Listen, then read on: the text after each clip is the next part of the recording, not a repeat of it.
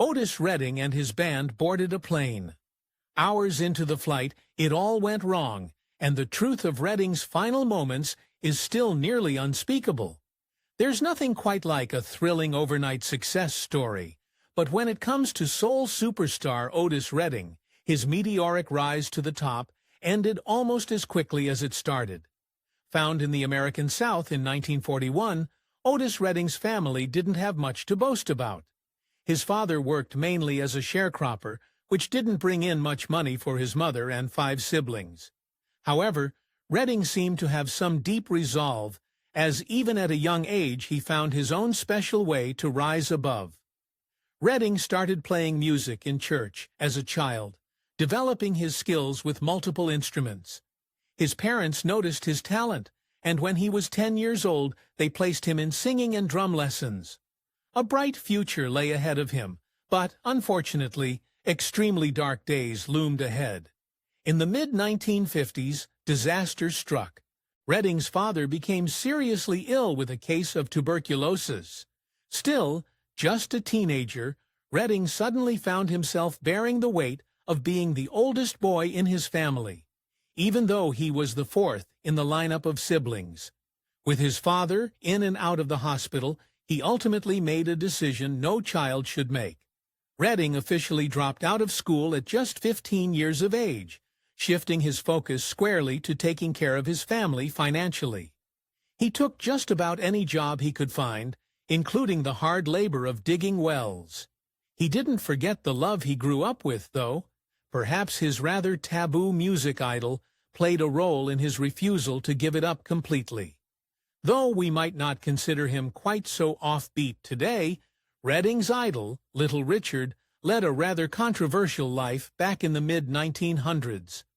Audiences couldn't deny his musical talent, but they didn't feel as enamored with his unorthodox romantic or religious choices.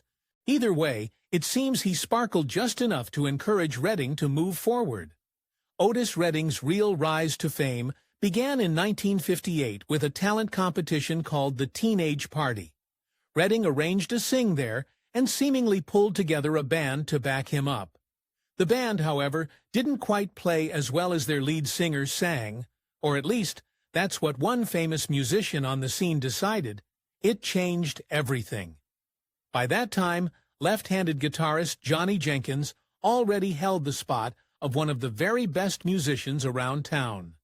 He found Redding's singing talent so compelling that he offered to replace his band. The rest, as they say, is history. He sang a Little Richard song and won the contest that night. He didn't stop winning for 15 weeks. Redding completely dominated the contests. He continued to enter weekly and won every single week for the next 3.5 months. The cash prize, no doubt, made a world of difference to him and his family.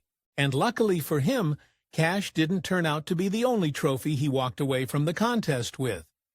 Reportedly, Redding first laid eyes on a 16-year-old Zelma Atwood during one of his gigs at the Teenage Party. Just a few years her senior, the two connected after the performance and decided to take a walk together.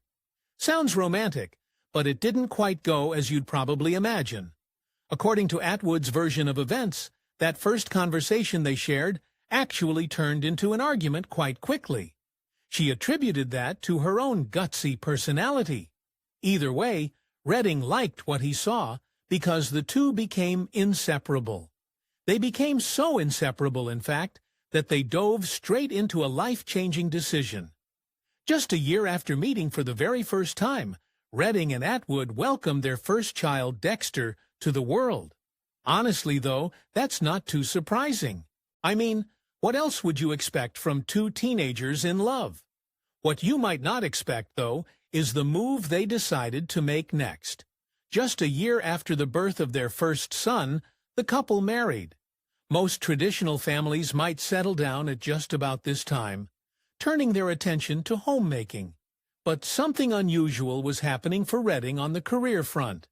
And when I say unusual, I mean something unusually amazing. For him, anyway.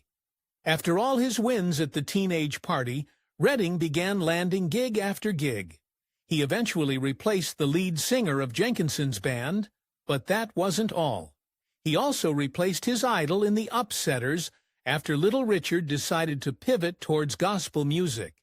He'd hit his stride, and judging by his next move, he felt ready to give up anything for the sake of his career. Shortly after their marriage, Redding left his wife behind in their hometown to try his hand at making it big in starry Los Angeles.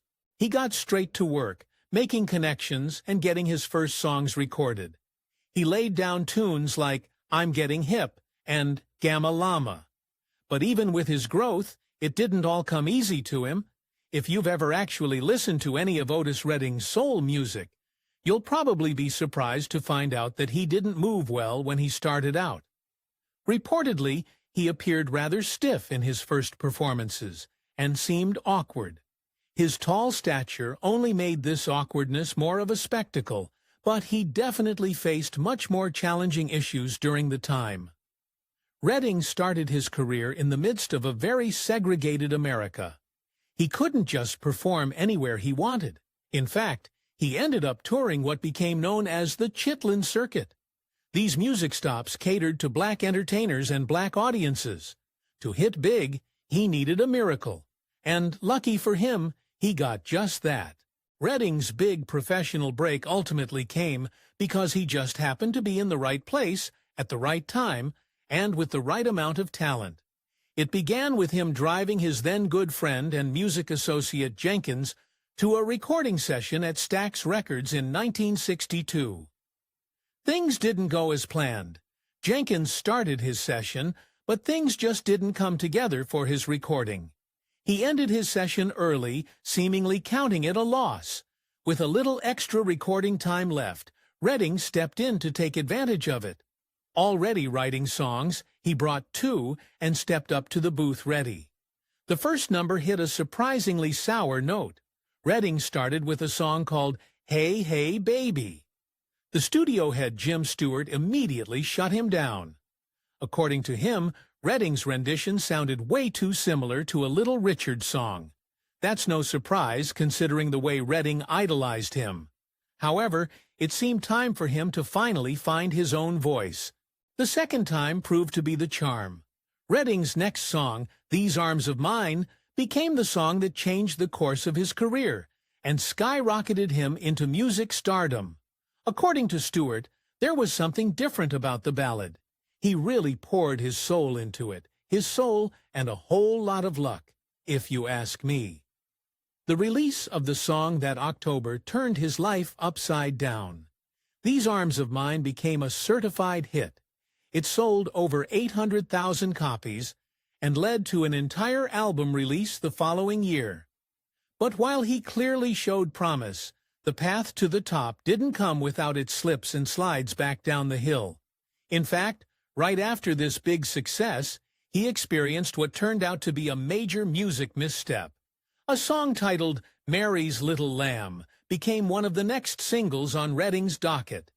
He decided to try something a little different, adding both brass instruments and some background singers. His listeners hated it, turning it into one of his worst sellers overall. Even with that drawback, though, Redding picked himself up again, and it's a good thing he did. Otis Redding released his first album in 1964, dubbing it Pain in My Heart. The album ranked on several music charts right away, including a run on the Billboard Hot 100. With his name now on the rise, he soon received opportunities to take his music to even more spaces. He came to learn, though, that all that glitters isn't gold. In the 1960s, the Apollo Theater served as an iconic spot for black artists, so when Redding and his band landed a gig there, he likely felt like he'd made it. But things didn't quite add up. Redding and the band received $400 every week for their work. In our time, that translates to almost $4,000. Sounds like a lot, except there was one pricey loophole. On the other end of things, Redding and the band found themselves forced to cough up $450 to cover performance expenses. In other words, they got played like total fools. By their own accounts, they even ended up staying in a big old raggedy hotel. Performing at the Apollo placed Redding in the presence of several wealthy celebrities, such as boxer Muhammad Ali and singer-producer Ben E. King. When King in particular heard about Redding's situation, he gifted him some money to help him push through. And push through he did, right on to a star-studded future. Redding's music picked up even more momentum as he continued singing his way into 1965. Audiences loved every bit of it, and the more the audiences loved him, the more Redding worked, so much so that he basically turned into a downright workaholic. When working on his next album, Redding and his team supposedly recorded almost the entire album in one 24-hour period. Furthermore, he'd ultimately miss only 2 performances in his lifetime of fame.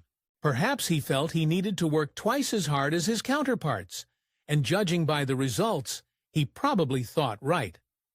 By the late 1960s, Redding found himself absolutely rolling in dough.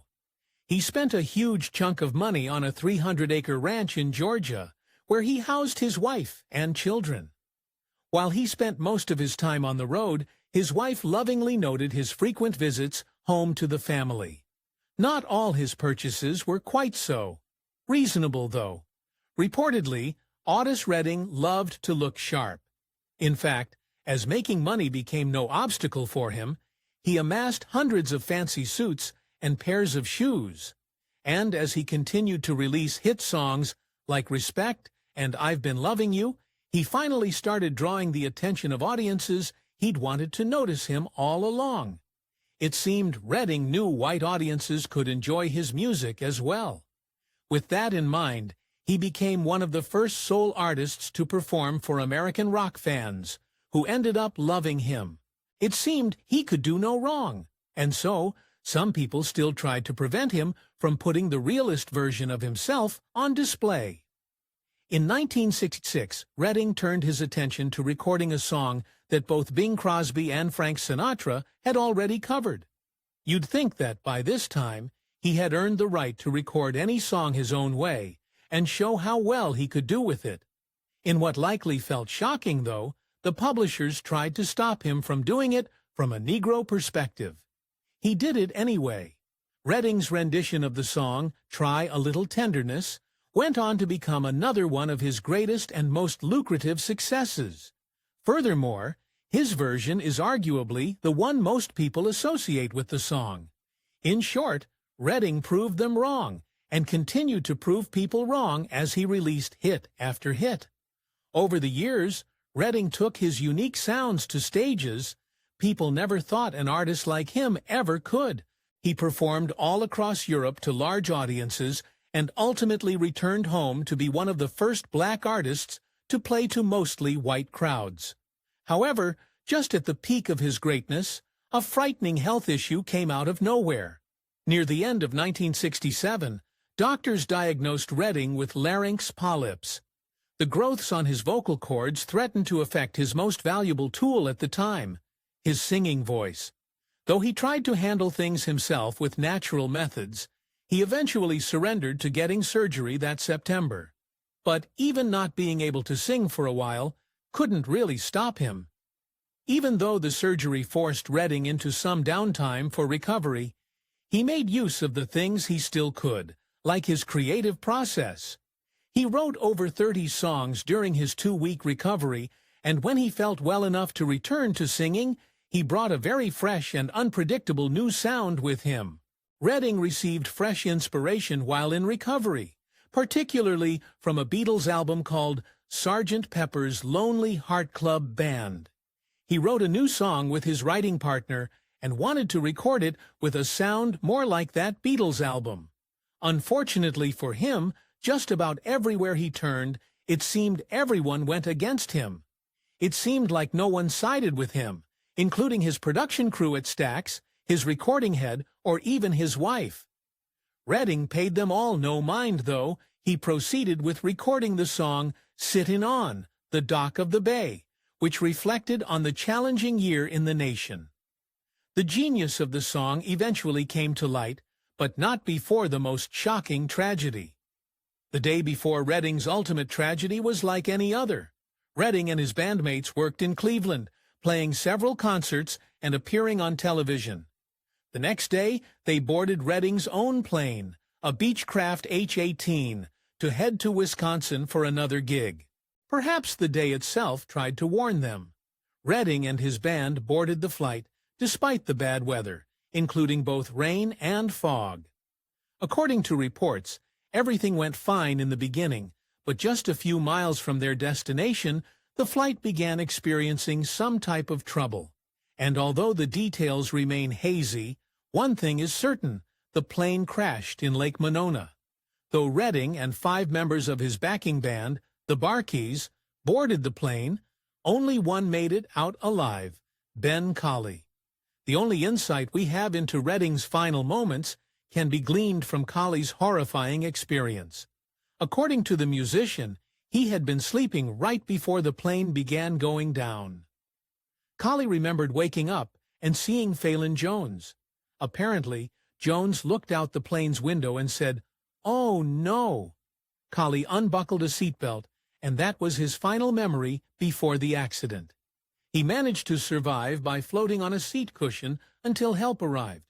Unfortunately, Colley couldn't swim. This meant that he wouldn't have been able to save his bandmates, even if he had the opportunity. The very next day, authorities confirmed the worst when they pulled Redding's body up from the river. Only 26 years old at the time, his life screeched to a complete halt at the peak of his career. The shock of Redding's passing quickly reached his many fans. It raised such a huge response that the family moved the funeral in order to accommodate more people being able to celebrate his life. The venue of his funeral overflowed with over 4,500 people. Even so, there was still just a little bit of his sparkle left to come out. The last song he recorded, "Sittin' on the Dock of the Bay," released the very next month. If you'll remember, it's the very same song it seemed none of his team wanted him to make. In a truly bittersweet twist, the song soared to the top of the charts. It turned out to be Redding's first and only chart-topping single, and somehow his rise still didn't stop there. Reportedly, Redding passed with so many finished songs in his docket that the record company released several more albums after his passing. And while that seemed great for fans who wanted to hear their favorite artist, things for his team didn't quite look so good. In fact, they made a most unfortunate discovery.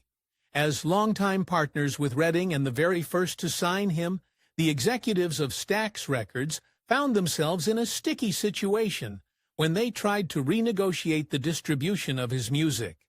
To their surprise, they found they didn't even own his catalog and never got the rights to his music back. But that wasn't the only controversy to come out. As with several celebrities, many fans continued to write about Redding long after his passing. But unfortunately, for his remaining family, especially his wife and 4 children, the stories they told didn't always show Redding in a positive light. As a matter of fact, in one instance, it made him look quite the opposite of what he seemed to be. In 2001, author Scott Freeman released a biography of Redding's life. According to Freeman, not only was Redding not the hero his hometown made him out to be, but he also planned to get a divorce shortly before his passing. His widow fiercely refuted these claims, of course, but even with these allegations, nothing could keep Redding's name in the dirt. After his passing, Redding won several music awards, including 2 Grammys, a Grammy Lifetime Achievement Award, and induction into several halls of fame. In 2002, his hometown in Georgia erected a statue in his honor. Forever titled King of Soul, his music went on to inspire several other iconic artists. When he idolized Little Richard and his youth, Redding probably never imagined himself to be the artist many other musicians would look up to. And yet, several artists name him as one of their greatest inspirations, including huge names like Led Zeppelin, Al Green, and even Janis Joplin. His reach didn't stop with celebrities, though. Redding's wife created the Otis Redding Foundation in 2007. The charitable organization continues to offer music resources to young people even now, and is currently run by his daughter. Though lost in an accident that shocked the world, Redding used his time on Earth to leave an impact that continues to ripple through music today. That is going to bring us to the end of the video on Otis Redding. If you enjoyed the video, leave a like rating, comment below, subscribe for more, and we'll be back with a brand new video very soon.